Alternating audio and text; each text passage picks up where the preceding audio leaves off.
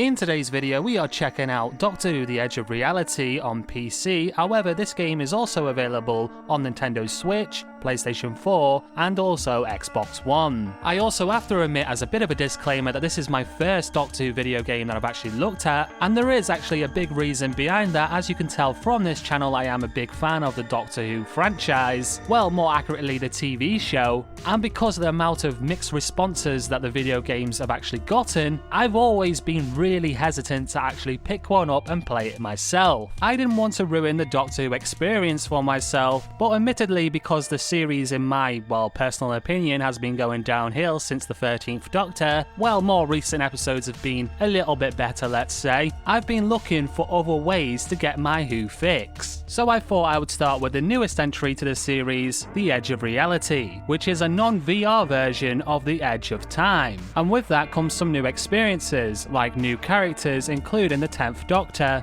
who is voiced in-game by the actual 10th Doctor David Tennant. There's new locations to explore and a reimagined and expanded storyline that builds on the previous VR title. Knowing this information before going into the game and seeing the way that they advertised it, it does give off the impression that it's a bigger, better experience that is more refined. And that is pretty much the picture they try to paint. During my time playing the game, I tried to be as objective as possible to make sure that my personal feelings, my nostalgia, and also my fandom doesn't get in the way of this review. So my opinion and this review is based more on the technical features of the game, the level design, the maps and the gameplay, as well as seeing if it is as refined as they do try to make out and the performance. Because it would be easy for me to see fan favourite monsters including the Daleks, Weeping Angels and also Cybermen, and allow that to influence what I have to say about the game. The first thing that I have to mention about this game is that it's very short. It took me around 3.5 hours to complete, and that is basically because I want to look around the environments a lot more than I think someone else would. So if you're going to play it from start to finish and you weren't trying to immerse yourself, then you'd probably do it within 2.5 hours or 2 hours maybe. Also, another key thing to point out, if you are the kind of person that likes to change in-game settings, then this game offers little to no customization. The biggest trigger for me was the lack of individual audio options, where I could change key sounds such as voice lines, sound effects and also music, because there are moments in the game where the voice lines become harder to hear, so having individual sliders would have been nice. Another thing to point out is that there's no tutorial for this game. However, it's pretty easy, the puzzles are pretty easy. However, some mission items can become a little bit bugged, which means that you do need to restart, and I imagine this combination of both would probably annoy someone, especially because the puzzles do require the player to pick up items. This also means that you do have to backtrack if you do miss one. Also, in terms of using the sonic screwdriver, it feels to me like you're just running around waving it about, waiting for your chance to actually use it. Which brings me on to the movement of the character, and it seems to be a little bit, well, I guess the best word to describe it would be clunky, a bit sticky in areas, and just not as fluent as you'd want it to be. Pretty much in any other gaming title this would put you at a disadvantage. However, the AI controlled enemies in this game are pretty easy to navigate around. You can pretty much outrun them, run circles around them at points in time, and they are kinda dumb. The AI system that they've implemented is not the best. My favourite Doctor Who villain to come up against is actually the Weeping Angels, and that is because the segments of the game that you actually face them, they are moments that you are cornered in, you're down corridors, and it limits the space that you're in to try and create that atmosphere that you might get caught by them. However, gameplay wise, you can brute force it, you can outrun the enemies, you can run from point A to B collecting the items that you need to advance on to the next stage. This to me really paints a picture of lack of strategy when it comes to the actual gameplay, but in terms of gameplay, this also makes it accessible for all ages, which we know Doctor Who caters towards. The map design is very simple in areas, interesting in others, but the biggest downside is probably the invisible walls that you will come across. The overall level design and the map design is alright, I can take it or leave it. Something that I found that doesn't really help with the overall polish of the game is the graphic fidelity, the overall graphic quality of the game. Like, the graphics here don't even look as good as some games from 2012, and this is a release of 21. I think they could have put a little bit more effort in making the environments pop in